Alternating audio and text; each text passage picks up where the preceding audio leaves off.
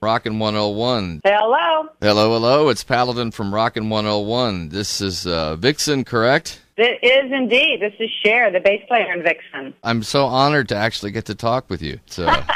Honestly, no. Cool. And it looks like you've got a big show coming up Friday at 7 over here at Halfway Jam. We're excited to play. The members on this tour, Janet, Roxy, you, and Gina, right? Yes. Well, what I thought was the most moving deal is when I started noticing that there was a reference to Jan Kuehnemund. Am I pronouncing that right? Yes. And she was diagnosed with cancer, but you guys elected to continue on with the Vixen name in her honor. Is that 25 words or less the deal, or you can feel free to elaborate? Yeah, that's exactly it. Well, it was such a rough year last year because losing her was, tough and rough and horrible. Doesn't even come close to summing that one up. Mm-hmm. You know, we shared such an unusual period in our lives together, and then the whammy of it all was we had reunited, but literally like 2 days before we announced the reunion, she was diagnosed with this cancer and wanted to keep it very private. So we couldn't tell anybody, like, hey, we've completely reunited. So it was really a bizarre year last year. She was getting better, and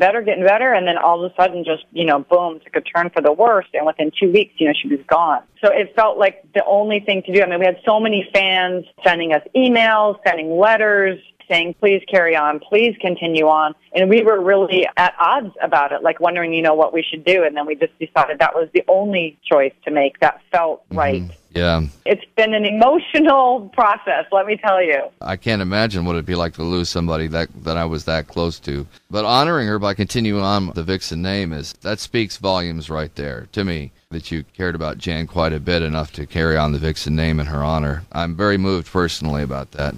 Now, you just started out over here in St. Paul, right, in like 1980? Yeah, Jan started the band with other members, even though I'm from Minnesota. So a lot of people think that I was, around in those lineups, but I actually wasn't. Jan and I didn't know each other when we were in Minnesota. Uh-huh. She started the band and then moved everybody to Los Angeles. And then one by one, that's where we all joined up. Mm-hmm. So we came together in L.A., even though Jan and I were both Minnesotans. Yeah, somebody had mentioned that you'd started here and you moved off to the West Coast. In the height of, I'm looking at your accomplishments here, over 1 million albums, 6 #1 videos on MTV, 4 songs in Billboard's Top 100. What did that feel like? It felt like a whirlwind, Paladin. It felt like a complete whirlwind. Things were happening so fast. And yet we were just, you just go through your day. You're like, okay, I got this interview to do at this time, and then we got our gig here, and we got our meet and greet there, and da-da-da-da. And things were just happening sort of outside of our world. And we only noticed it because fans were starting to gravitate to us, and they knew the songs and everything. So it was amazing and incredible, and I think we're all really, really grateful for the success that we had, and it just comes down to the fans. People showed up and people liked the music. Man, you just gotta love that. You just go like, wow. Yeah, I have a friend of mine, when I mentioned I was interviewing today, he was like, can I be there? And I'm like, it's a phone interview. They're not going to be in the studio. He was a huge Vixen fan. Well, that brings up the next. Obviously, you've got a huge following among females, but probably even a larger following from men. Which, if any, of the current members are still single? This is an important question. Funny. The singer is the only one who is currently single. And which one is she? Janet Gardner. Janet Gardner. All right. I'm going to make a note. Yeah. Put a little asterisk right next to that name. Very cool.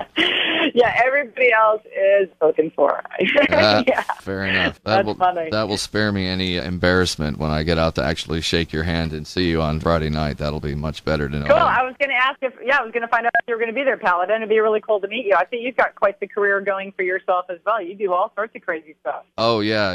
It's pretty bizarre, actually. But, yeah, well, I don't want to really use your interview to do shameless self-promotion, but, yeah, I'm very grateful for my career, too. It's similar in the timeline. It's in the same period of time that you guys made your name and became huge.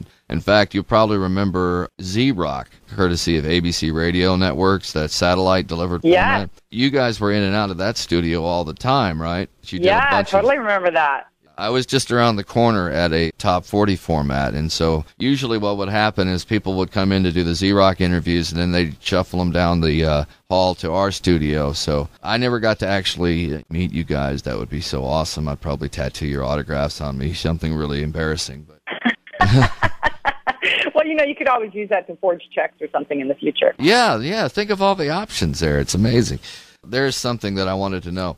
I've noticed they've got a note that says that you guys have been referred to as the Female Bon Jovi. I've got to know, is that a good thing or a bad thing? I think we've always taken it as a compliment because we've always thought they were a great band. Okay.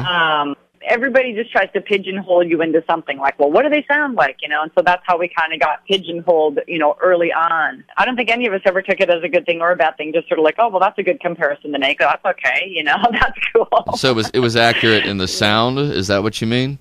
Yeah, sonically, people were like, how metal are you or how pop are you? And so that's where we kind of got pigeonholed, was in that category, and it was like, well, that's cool. Yeah, not a bad thing at all. I didn't know if being compared to another rock group was going to be a sensitive issue or not, but obviously that was a positive experience for you. Yeah, definitely. How many albums and how many tours have you been a part of with Vixen? Me personally? Yes, you personally. Well, I did the two big albums that everybody knows, Vixen and Rev It Up, and then all the tours from, when we were well-known on MTV to when it ended. And then there were lots of variations and spin-offs, and I really didn't do any of those. But then, I was, me, Janet, Roxy, and Jan were all part of the VH1 Bands Reunited. They put us together for that, which was interesting, let me tell you. Yeah? Tell me all about it. That was just really fun. I think it was a really good feeling for all of us to kind of smooth out those waters. In a lot of ways, that was sort of the beginning of us reuniting. It was just, we could have reunited at that time. I couldn't do it for a lot of other reasons that were going on. I just had other things with my family. I was like, I can't do this right now. And I had other priorities. So it was later on for me. And we ended up, like I said, smoothing those waters over. So in a lot of ways, that VH1 Bands Reunited was a really positive thing. And I think it was really cool. It was really cool to get to play those songs again with Jan. I'm really thankful for it now for obvious reasons. I'm like, oh, thank God we did that, Yeah, I'm with you. Because, like, the Runaways will never be able to do a complete reunion now because of their drummer passing away. So it's exactly, yeah. Can't think of it. There was another no! Yeah. You were out partying, were you, Paladin? No. I know what you like. Well, that's very kind of you. No, actually, I'm stone cold sober. I was just going to compliment you on, in terms of prioritizing family over career, the priorities. That's amazing. I mean, so very few marriages make it through the highs and the lows of a touring metal band. So for you to actually make a decision to decide to prioritize family, that in my book, you get an A+. That's amazing. Thank you. Yeah, for me it was like my mom and my dad were really, really unwell at that time, and I just could not commit to anything else. I was like, no, I'm not interested in anything right now. And, I think at the end of the day, if doing something doesn't make you happy or messing with something else or the energy feels a bit wonky, then it's not the right time, and you got to pay attention to that stuff, And Sure. Right now, like, Vixen feels awesome, and I can't wait to rock out in Minnesota, of all places. I got cousins and nieces and nephews that are going to be there. It's going to be great. That will be awesome. Well, tell me about your immediate family, husband, kids, your chance to talk them up and make them feel important. Well, I married into rock and roll. I married a legacy of rock and roll. I married the drummer for the British band, the Dogs D'Amour. His name's Bam. We created another band on our own called Bubble, and we did 3 albums and 3 EPs and toured England and Japan a bunch of times and America and all that. And we don't have any kids together. We do have 3 step-kids. They are his kids. And then we have a dog together. And I'm just really grateful to have the relationship I have with him because we understand what each other does. And we have created a lot of music together, and we continue to create music together. And now we run a recording studio together along with loads of other stuff. We just push each other creatively all the time, like constantly. People are like, oh, my God, what are you doing now? So it's all good. And he makes like this crazy rock and roll silver jewelry. He's a silversmith. And then we've got people in and out of our recording studio every other day. And it's an awesome life together. You said he does the jewelry and silver. Does he have a website you want to promote? Sure. Yeah, you can just find him at bamtastic.net. Like Bam for Bam Bam, like because he's a drummer. So bamtastic.net. Yeah. All right. Very cool. Thank you, Paladin. Yeah, his stuff's awesome. Now, somebody in the group hooked up with Steve Vai. Are they still together or no? I don't even know who it That was the bass player who I replaced before the band was ever well known. Yeah, her name was Pia, and she hasn't been the bass player since about 1986. As far as I know, they're still together, actually. That's another one of those rock and roll royalty stories. That's pretty amazing. Well, tell me about these other groups that you've got attached here. I mean, I've got the Madam X, Phantom Blue, Contraband, Rocktopus, and then JSRG, Janet, Cher, Roxy, Gina. How did you move in and out of those different seasons, and what can you say about those? Well, Roxy was in Madam X before she was ever in Vixen. I see.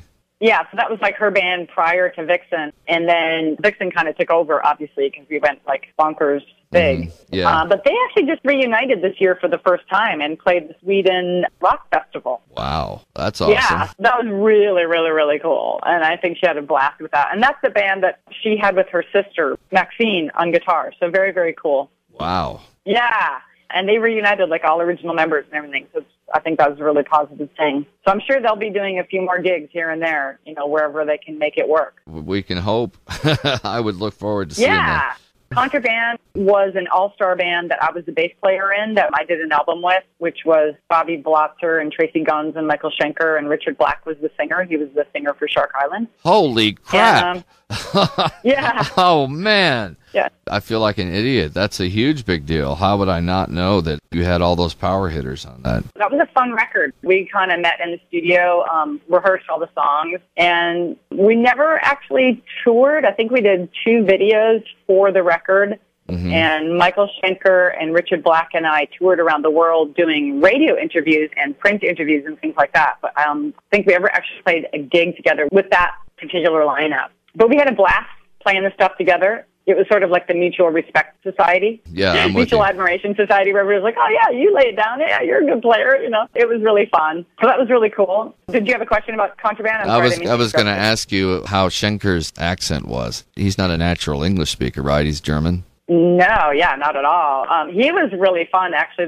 I don't really have any problems understanding somebody with an accent. I've just always been really easy with that. So what would happen was he and I still remember we were at some fancy dinner or something for the band, and he really wanted a glass of water. He kept saying, you know, could I have some vodka? And the woman would just look at him like going, I don't know what you are saying to me.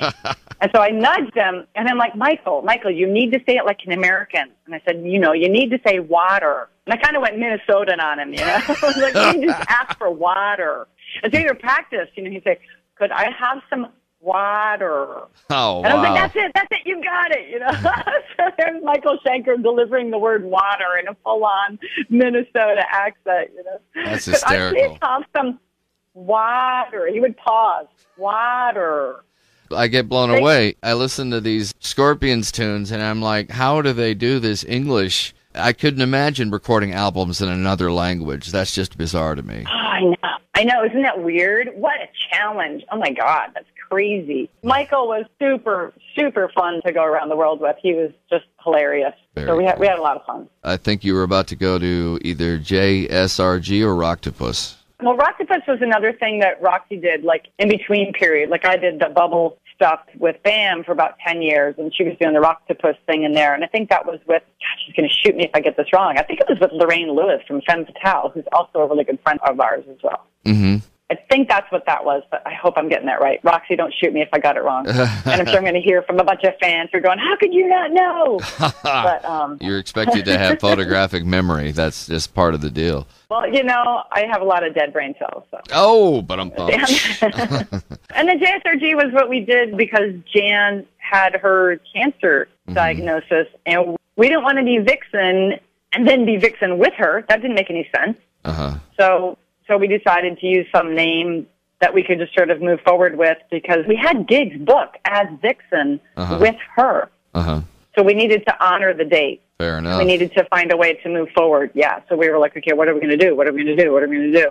So that's how that kind of became JSRG. And of course, we couldn't say all of that at the time either. That had to be It was a very confused period, you know, because she's a really, really private person. So then it all kind of came out in the wash afterwards, you know, of what was really going on. I can't imagine trying to go through that, just somebody that close to me that had done so much, and then for her to pass away prematurely, it just seems unfair. Very. What? Really? Are you serious? No. No. Yeah, I think there was a lot of, what's that word? Denial. There was a lot of denial. Yeah. All of my questions I got in there. So I am thrilled. Awesome. Yeah. So is there anything else you want to touch base on? You know, we can't wait to play Minnesota again. For me, you know, it's like coming home, so I'm really excited. My accent's probably going to come flying back in, so that should be fun. Oh, you betcha. Oh, that's great. I'm from Lakeville, so go Lakeville. Awesome. So let's see, vixenrock.com is the official website, so if anybody has any questions about past, present, and future projects, I guess that's the one central place that you can go to find out everything, right? That will work, but it just forwards to the newer website, which is vixenofficial.com. But Vixen Rock will just forward you to Vixen Official. So either one is fine. Vixenofficial.com? The updated website, yeah. Looking forward to rocking out in Minnesota on Friday night. What could be better? Friday night, 7 p.m., hometown. That's going to be a great show. Well, I know everybody here at the station is just dying to hang out with you. The Midday Girl, Morgan, big fan. I think you spoke briefly with Gary, our boss, and, you know, everybody has only the utmost of respect for you and for your accomplishments, and really excited to see you do your gig on Friday night. Awesome. Yeah, we're looking forward to it as well. I mean, really, really looking forward to it. Very cool. That was the famous Share. It's actually Ross. I remarried. Petters was an old married name, so I got married to Bam now, and I have an easier name. Just Ross. 4 letters. Well, all right. Well, awesome. I look forward to seeing you then. Paladin, Vixen wants to thank you so much for last night. You rock. And you're listening to Rockin' 101, the rock station. Very cool.